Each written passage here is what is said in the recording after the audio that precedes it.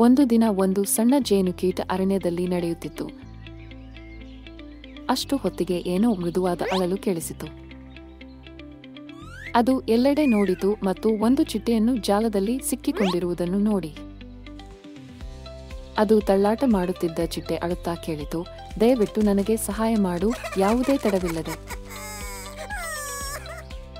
ಜೇನುಕೀಟ ತನ್ನ ಸಣ್ಣ ಕಾಲುಗಳಿಂದ ಜಾಲವನ್ನು ಕೀಳಿ ಚಿಟ್ಟೆಯನ್ನು ಬಿಡಿಸಿತು.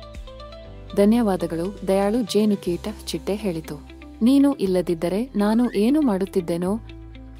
ನಂತರ ಒಂದು ಭಾರೀ ಮಳೆ ಬಂದಿತು. ಜೇನುಕೀಟ ತೇವಗೊಂಡು ಆಶ್ರಯ ಹುಡುಕುತ್ತಿತ್ತು.